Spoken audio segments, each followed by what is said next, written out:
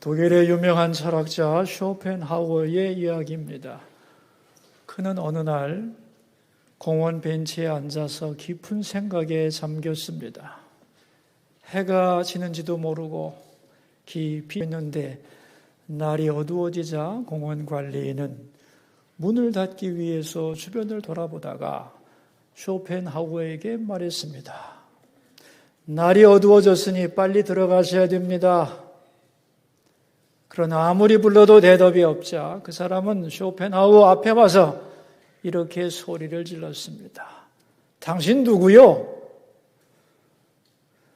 어둡기 전에 빨리 집으로 가셔야 합니다. 그 말을 듣고 쇼펜하우어는 이렇게 대답을 했습니다. 그게 바로 내 고민입니다. 내가 누군지 모르겠습니다. 여러분, 철학자라고 해서 내가 누군지를 아는 것은 아닙니다. 나는 누군가? 이 질문은 인생에서 가장 중요한 질문임에도 불구하고 많은 사람들은 여기에 대하여 정확하게 대답하지 못합니다. 그래서 어떻게 살아야 되는지 모르고 혼란스러워 하는 겁니다. 미국의 교육 철학자 파커 팔머는 이렇게 말했습니다. 사람들은 내가 무엇을 해야 되는지 항상 묻는다. What should I do? 나는 무엇을 해야만 하는가?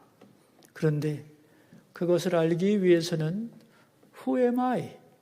나는 누구인가를 알아야 한다. 그러나 이것은 알기가 쉽지 않다. 왜냐하면 인간은 자기 스스로를 이해하는 것이 아니고 관계 속에서 자기를 이해하는 존재이기 때문이다. 나는 누군가에 대한 해답은 Whose am I?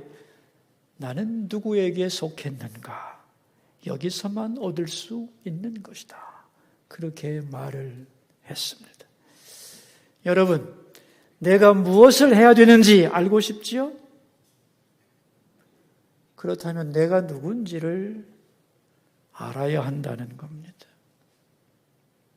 그럼 나는 누군가? 이게 문제죠. 중요한 것은 나는 내 것이 아닙니다. 누군가가 나를 지으셨고 누군가가 나를 이곳으로 보냈습니다. 나는 그분의 것입니다.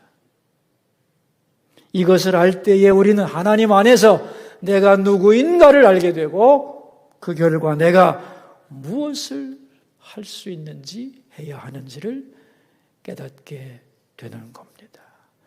그래서 인생의 가장 근본적인 질문은 Whose am I? 나는 누구에게 속했는가? 하는 질문으로 모아지는 것입니다. 우리는 이사야 40장 이후에서 계속해서 하나님의 위로와 구원의 말씀을 살펴보고 있는데요. 40장은 포로된 내 백성을 위로하라고 하나님이 선포합니다. 포로된 거기서 해방될 날이 올 것이다. 그리고 진정한 위로를 얻으려면 오직 하나님만을 앙망해야 된다고 말씀을 했습니다. 41장은 그렇다면 누가 그들을 어떻게 돌아오게 할 것인가? 대답은 내가 곧 그니라. 여호와 하나님이 그들을 돌아오게 하는데 그 방법은 고레스라고 하는 사람을 일으켜서 그로 하여금 바벨론을 무너뜨리게 하고 거기서 이스라엘 백성들을 돌아오게 하겠다는 거죠. 42장에서는 그 사건을 예표로 해서 이제 진정한 구원은 메시아를 보내서 온 세상 사람들을 죄로부터 구원하는 것이다. 그래서 예수님이 오셔서 하나님과 우리 사이에 깨어진 정의를 세우겠다는 말씀이 지난 시간의 말씀이었습니다. 오늘 이사야 43장은 하나님은 우리를 왜 구원하시는가? 우리를 구원하는 이유에 대하여 설명을 합니다. 그런 과정 속에서 하나님은 누구신지, 우리는 누구인지, 우리는 무엇을 해야 되는지 거기에 대하여 자세하게 설명하고 있습니다. 바라기는 오늘 본문을 통하여 나는 정말 누구지? 내가 누구인가 자기 정체성에 대한 분명한 해답을 들을 수 있기를 바랍니다. 우리 1절 말씀을 다시 한번 읽어보도록 하겠습니다. 야곱아 너를 창조하신 여호와께서 지금 말씀하시느니라. 이스라엘아 너를 지으신 이가 말씀하시느니라. 너는 두려워하지 말라. 내가 너를 구속하였고 내가 너를 지명하여 불렀나니 너는 내 것이라. 마지막 말 너는 내 것이라. 이게 이사야 43장의 핵심 구절입니다. 아니 성경 전체의 내용을 한마디로 줄이면 하나님이 우리 보고 하시는 말씀, 너는 내 것이다. 바로 이 말로 압축이 되는 겁니다. 너는 내 것이기 때문에 내가 너를 버릴 수 없고 너를 구원할 수밖에 없고 너를 사랑할 수밖에 없다는 거지. 여러분, 자녀를 사랑하시죠? 여러분이 그렇게 뜨겁게 자녀를 사랑하는 이유가 뭐죠? 여러분의 자녀가 남보다 월등해서 최고라서 사랑합니까? 아니죠? 자녀이기 때문에. 내 자녀이기 때문에 사랑하는 거. 비록 좀 부족하고 실수하고 넘어지고 연약해도 부모는 절대로 자녀를 향한 사랑을 포기하지 않죠. 여러분, 누가 그 사랑을 여러분에게 주었나요? 하나님이 주신 겁니다.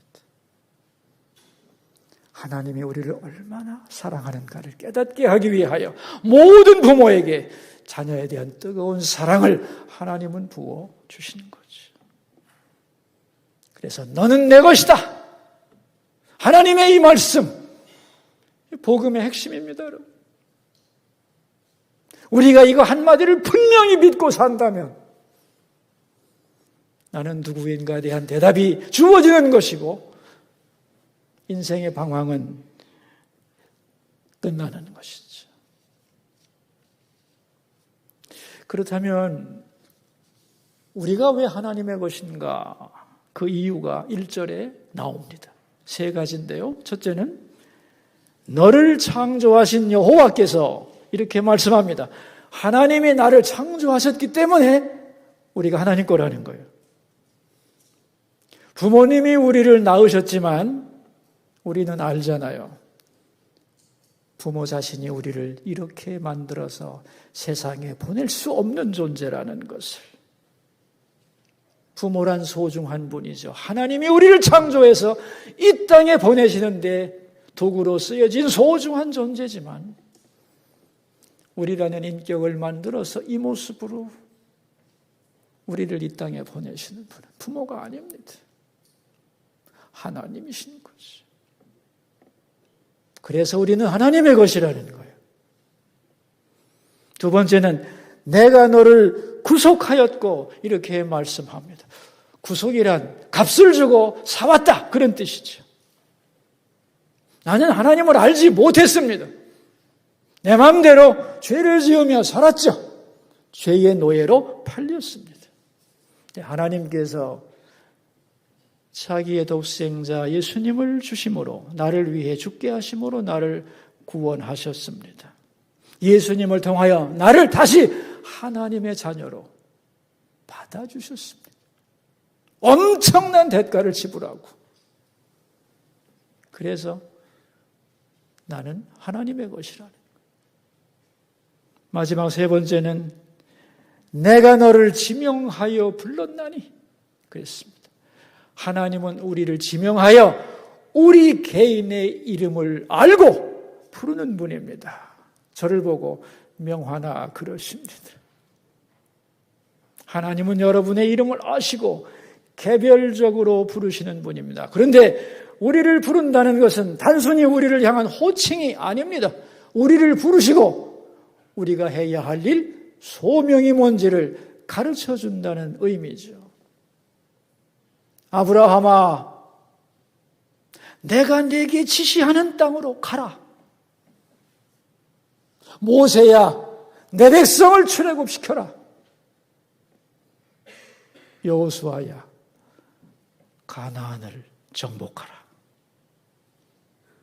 내 이름을 부르면서 내가 해야 할 인생의 사명을 맡겨주는 분, 그분이 바로 하나님이라는 거예요. 그래서 우리는 하나님의 것입니다. 너는 내 것이므로 두려워하지 마라 그랬습니다. 근데 여러분, 하나님이 너 내 거니까 두려워하지 마라 그랬으면 그 다음부터 두려워하지 않으면 좋겠는데, 그래도 두려움은 우리에게 남아있죠. 그 이유가 뭘까요? 우리 삶이, 이 세상이 결코 만만치 않기 때문이죠. 세상의 모습이 2절입니다. 함께 읽읍시다. 내가 물 가운데로 지날 때에 내가 너와 함께 할 것이라. 강을 건널 때에 물이 너를 침몰하지 못할 것이며 내가 불 가운데로 지날 때에 타지도 아니할 것이요 불꽃이 너를 사르지도 못하리니 그랬습니다. 포로로 잡혀간 이스라엘 백성들의 삶인 동시에 이스라엘의 역사를 설명하는 겁니다. 물 가운데로 지나가고 불 속을 통과해야 된다는 겁니다. 여러분, 우리의 인생이 푸른 초장 맑은 물과 장밋빛 길만 걸어가는 게 아니잖아요.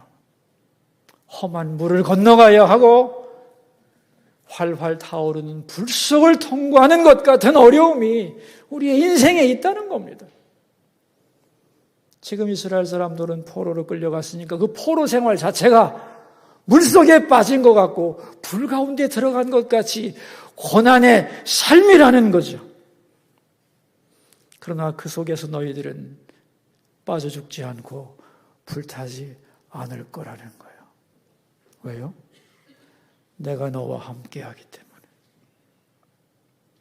여러분, 이스라엘 역사 속에도 역사를 압축하면 바로 물의 고난과 불의 시험을 통과하는 게 이스라엘의 역사입니다. 대표적인 게 홍해 사건이죠. 이스라엘 백성들이 출애굽하고 큰 바다 홍해 앞에 섰는데 건너갈 길이 없습니다. 건너가지 못하면 다 빠져 죽는 겁니다. 그때 하나님이 홍해를 가르치잖아요. 육지같이 건너게 합니다. 물속에서 건져주는 거예요. 다니엘과 세 친구가 불 속에 던져짐을 당했습니다. 꼼짝없이 타 죽는 거죠. 하나님이 그들과 함께 계셨습니다. 그래서 그 불 가운데서 죽지 않고 타 죽지 않고 살아나게 됩니다. 이게 이스라엘의 역사예요. 그런데 여러분, 그게 옛날 이스라엘의 역사로 끝나는 것이냐? 아닙니다. 오늘 우리의 삶을 돌이켜보면 똑같은 겁니다. 여러분, 어떻게 살아오셨나요, 지금까지? 수많은 물의 위협과 불의 위협을 견디고 오늘 이 자리에 우리가 있는 줄로 믿습니다. 거기서 우리가 어떻게 건짐을 받았느냐? 하나님은 되죠. 하나님이 함께하여 건져주지 않았다면 오늘 이 자리에 있을 사람은 아무도 없는 거예요. 내가 너와 함께 했기 때문에 물을 지나고 불 속에 들어가도 죽지 않고 다 죽지 않고 빠져 죽지 않고 오늘까지 사는 것이다. 그런 얘기죠. 오래전에 그 백령도를 가게 됐는데 우리 일행 중에 그 당시 해군 참모총장 따님이 있었습니다. 한참 이제 바다를 지나서 가고 있는데 갑자기 파도가 일더니 말이죠. 바람이 세지니까 이게 배가 엄청 흔들리는 거예요. 그래서 아이고 어떻게 하면 좋지 하고 걱정하니까 그 중에 한 분이 우리 모두를 보고 이렇게 말했습니다. 걱정하지 마세요. 저기 뒤에 오는 저 큰 해군 함정 보입니까? 사실은 작전 중이라고 말하지만은 사실은 아무개 선생이 아버지가 해군 참모총장인데 딸을 보호해 주러 따라오는 거 아니겠습니까? 그러니 아무 걱정하지 마세요. 그래서 우리 모두가 다 환하게 웃었던 기억이 나옵니다. 우리가 탄 배는 아주 작은 배였어요. 근데 뒤에 큰 군함이 우리를 보호하러 따라오는 걸 보고 안심했던 기억이 납니다. 그 해군 참모총장만 뒤에 있어도 바다가 무섭지 않더만요. 근데 창조주 하나님께서 내가 물속을 가도 불속으로 가도 내가 너와 함께 한다고 약속하고 있는 겁니다. 여러분 살다 보면 어려운 일 많지요. 실패처럼 보이고 불행한 일처럼 생각되고 이런 일은 없으면 좋겠는데 하는 일들이 종종 발생합니다. 그때 두려워하고 낙심하지 말라는 거예요. 왜? 세상이 어떻게 못한다는 거예요. 사건이 너를 망하게 못한다는 겁니다. 왜? 하나님의 사랑 안에 있는 사건이기 때문에. 결국 이것을 통하여 하나님의 영광을 받으실 것이기 때문에 절대로 두려워하고 낙심하지 말아야 한다는 거예요. 그래서 원치 않은 일을 당했어도 두려워하고 낙심하지 말고 하나님이 함께 계신다는 것을 믿어야 합니다. 그래야 견딜 수 있는 거예요. 이렇게 질문할 수 있죠. 아니 하나님, 우리를 사랑하신다면 이런 물의 시험과 불의 고난이 없으면 더 좋은 거 아닙니까? 근데 여러분, 물을 통과하면서 우리는 깨끗하게 씻김을 받는 겁니다. 불을 통과하면서 우리는 정금같이 연단이 되는 겁니다. 괜히 있는 게 아니라는 거예요. 찬송가 274장에 보면 이런 찬송가 가사가 나와요. 나 행한 것 죄뿐이니 주 예수께 비옵기는 나의 몸과 나의 마음을 깨끗하게 하옵소서. 물 가지고 날 씻든지 불 가지고 태우든지 내 안과 밖 다 닦으사 내 속에 죄 멸하소서. 우리는 하나님의 사랑을 받는 자녀지만 더럽고 약합니다. 그래서 부득이 때로는 씻겨야 하고 불로 정금같이 연단시켜야 하는 겁니다.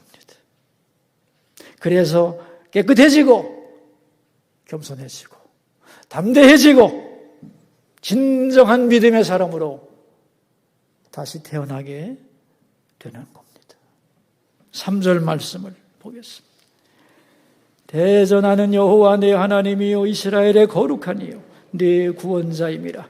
내가 애굽을 너의 속량물로 구스와 스바를 너를 대신하여 주었노라. 애굽과 구스, 스바를 너를 대신하여 주었다. 이게 무슨 소리일까요, 여러분? 너는 고난받으면서 네가 당하는 고난만 생각하지. 그런데 너의 당한 고난을 반대로 생각하면 엄청나게 너를 훈련시키기 위하여 하나님이 대가를 지불하고 있다는 뜻입니다. 여러분, 애굽, 구스, 스바를 합치면 아프리카 대륙 거의 반 이상이 넘습니다. 어마어마한 크기와 사람 수죠. 콩알만한 이스라엘을 위해 하나님은 그 큰 것도 아낌없이 대가 지불할 수 있다. 그런 얘기입니다. 너를 위해서라면, 네가 훈련되는 것이라면, 네가 바로 설 수 있다면 나는 어떤 대가도 지불할 수 있다. 3절의 이야기죠. 왜 하나님은 이런 큰 대가를 지불하면서 우리를 훈련시키는가? 4절. 네가 내 눈에 보배롭고 존귀하며 내가 너를 사랑하였은즉 내가 네 대신 사람들을 내어주며 백성들이 네 생명을 대신하리니 그랬습니다. 네가 보배롭고 존귀하며 사랑하기 때문에, 내가 너를 사랑하기 때문에 훈련시킨다는 거예요. 여러분, 우리가 볼 때 우리가 보배롭고 존귀합니까? 난 내가 봐도 참 아닌 것 같아요. 근데 중요한 말이 있어요. 4절에 내 눈에 그랬어요. 누구의 눈에? 하나님의 눈에. 누가 뭐래도 너는 아니라고 해도, 세상 사람이 너를 보고 아니라고 해도 나 하나님의 눈에는 네가 보배롭고 존귀하고 사랑스럽다는 거예요. 여러분, 이것이 하나님이 우리를 바라보는 시선입니다. 그러므로 여러분, 나는 아무 쓸모없는, 살만한 가치가 없는 사람이라고 자기를 비하하고 낙담하면 안 됩니다. 나를 사랑하는 분이 나를 바라보는 그 시선을 나의 가치로 받아들이는 것이 바로 믿음인 겁니다. 하나님은 나를 오늘도 보배롭고 존귀하게 여기고 사랑한다는 겁니다. 아무리 그래도 하나님께서 이 흩어진 포로들을 어떻게 모아서 돌아가게 할 것입니까에 대한 대답이 5절과 6절에 나옵니다. 두려워하지 말라. 내가 너와 함께하여 네 자손을 동쪽에서부터 오게 하며 서쪽에서부터 너를 모을 것이며 내가 북쪽에게 이르기를 내놓으라. 남쪽에게 이르기를 가두어 두지 말라. 내 아들들을 먼 곳에서 이끌며 내 딸들을 땅 끝에서 오게 하며 그랬어요. 내가 내 자녀들을 동서남북 어디에 있든지 다 불러서 그들을 모을 거라는 겁니다. 여러분, 포로로 끌려가기 전에 산산이 가족이 흩어지지 않았겠어요? 죽었는지 살았는지 같이 포로로 끌려온 것만 해도 다행이죠. 중간에 어떻게 됐는지, 어느 나라로 도망갔는지 아무도 모르는 겁니다. 그야말로 산지사방으로 흩어졌기 때문에 생사를 알 수 없는, 그들을 어떻게 구원한다는 말입니까? 하나님은 말씀합니다. 내가 그들을 부른다. 내가 그들의 이름을 부르면 그들이 동쪽이든 서쪽이든 남쪽이든 어느 나라에 있든지 다 모인다는 겁니다. 불러서 구원한다는 겁니다. 여러분, 오늘도 하나님은 구원할 자를 부르시는 줄로 믿습니다. 그 이름을 부르면서 엄청난 대가를 지불하시고 구원하여 부르시는 겁니다. 자, 이제 이 부름을 받은 사람들은 어떻게 살아야 하는가? 그게 10절 말씀인데 10절을 함께 읽어봅시다. 나 여호와가 말하노라. 너희는 나의 증인, 나의 종으로 택함을 입었나니 이는 너희가 나를 알고 믿으며 내가 그인 줄 깨닫게 하려 함이라. 나의 전에 지음받은 신이 없었느니라. 나의 후에도 없으리라. 너희는 나의 뭐래요? 내가 너희를 하나님의 증인으로 세우겠다는 거예요. 여러분, 증인은 어떤 사람이죠? 사건을 실제로 경험한 사람을 증인이라고 하죠. 귀로 들어서 아는 것이 아니라 몸소 그 사건을 보고 만지고 경험한 사람이 증인이죠. 그래서 증인이 있으면 그 사건을 못 본 사람도 그 사건의 현장 앞에 설 수 있는 효과가 생겨나는 거죠. 그때 그런 일이 이렇게 분명히 있었습니다 라고 증언하는 사람이 증인이라는 거예요. 그럼 하나님의 증인이 되려면 여러분 어떻게 해야 되겠어요? 하나님을 경험해야 되는 거죠. 그래서 우리가 하나님의 진정한 증인이 되면 어떤 일이 일어나는가? 21절로 쭉 나가 보겠습니다. 21절 아주 중요한 구절이죠. 함께 읽어봅시다. 이 백성은 내가 나를 위하여 지었나니 나를 찬송하게 하려 함이니라. 우리가 증인 노릇 똑바로 하면 우리 입에서도 그렇고 나를 만난 모든 사람들이 하나님의 이름을 찬송하게 되어 있다는 거죠. 아, 정말 당신 얘기 들어보니까 하나님은 계시군요. 살아계셔서 오늘도 역사를 운행하시는군요. 당신을 보면 하나님이 함께 하신다는 걸 느낄 수 있습니다. 라고 말하게 만드는 사람이 증인이고, 그러려면 내가 하나님을 찬양해야 되고 나를 만난 사람도 하나님을 찬송하게 된다는 거죠. 자, 그렇다면 여러분, 지금의 이 고난은 왜 있는 것일까요? 이스라엘 백성들에게 왜 포로라는 고난을 주신 걸까요? 증인을 만드는 과정입니다. 10절에 이렇게 나오죠.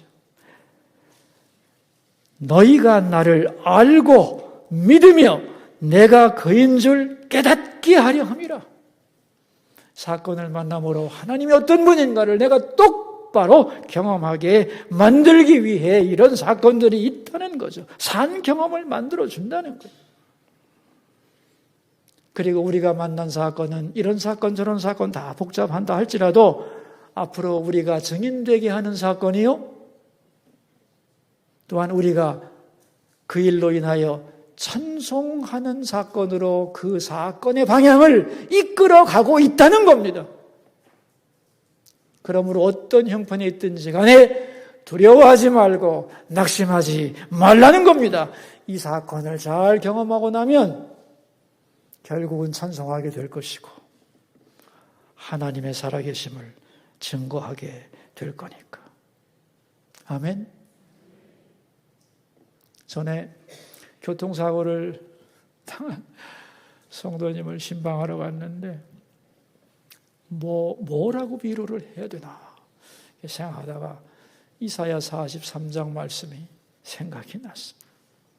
집사님, 갑자기 이런 큰 재난을 만나서 낙담도 되고 실패한 것 같기도 하고 꿈이 깨진 것 같기도 하고 하나님이 나를 버린 것 같기도 하고 복잡하실 텐데 사실은 그런 게 아닙니다. 지금까지 집사님은 자기만 알고 하나님을 이론적으로만 알았는데 이 사건을 통하여 집사님의 마음에 아주 딱딱한 껍질이 깨질 것이고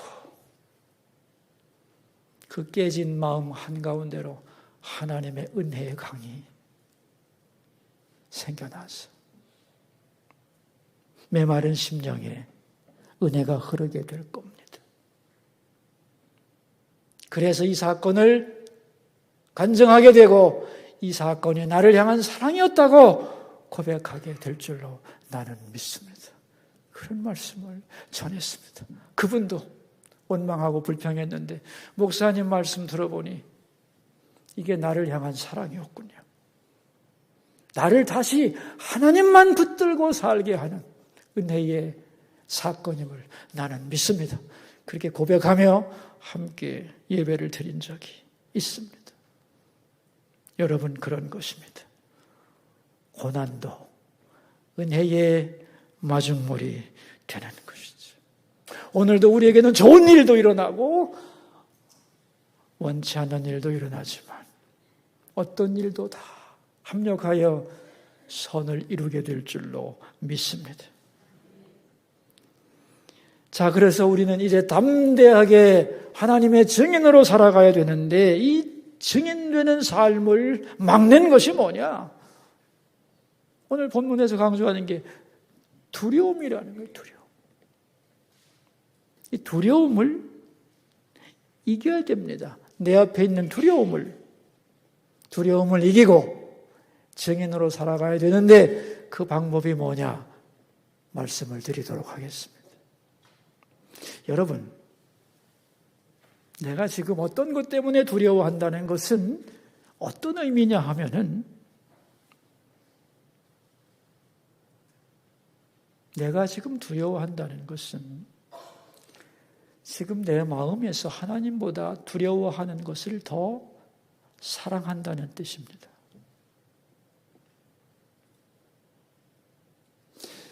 다시 말하면 두려워한다는 것은 내가 지금 하나님을 버리고 내가 그것을 지금 마음으로 붙잡고 있다는 뜻입니다. 그러므로 여러분, 우리 마음속에 어떤 두려움이 생기면 바로 깨달아야 됩니다.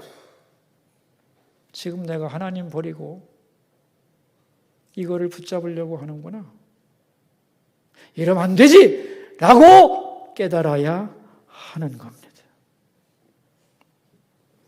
여러분, 회사 일로 두렵습니까? 재정 때문에 두려운가요? 건강 때문에 두렵습니까?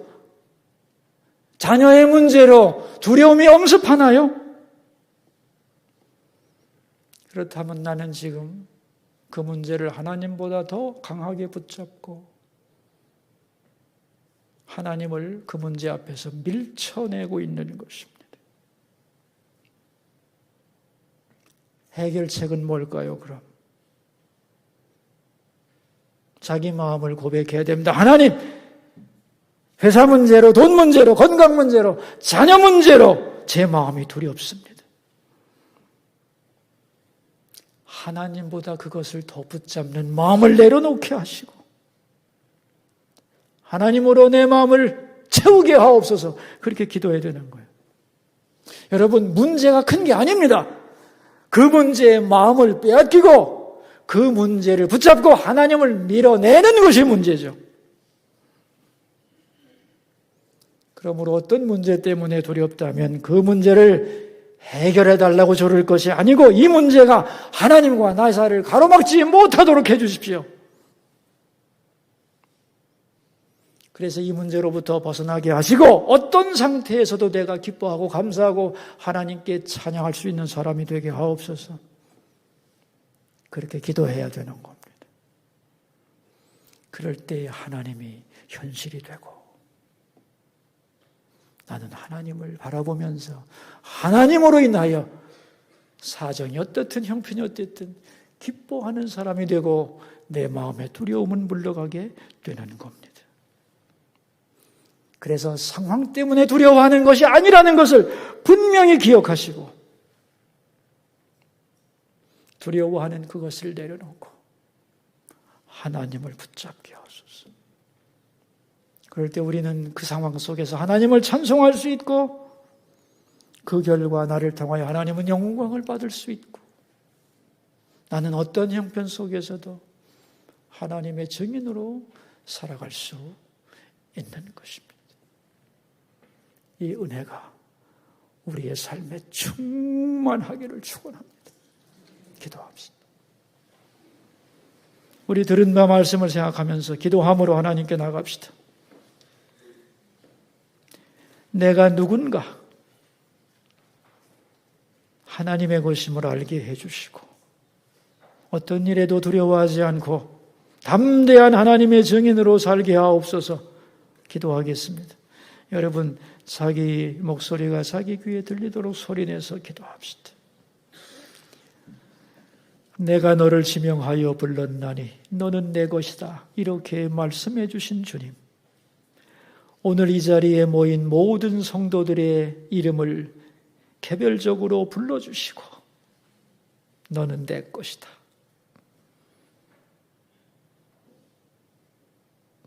그러니 두려워하지 말라. 우리 각자의 마음 깊은 곳에 주님의 음성을 들려주옵소서.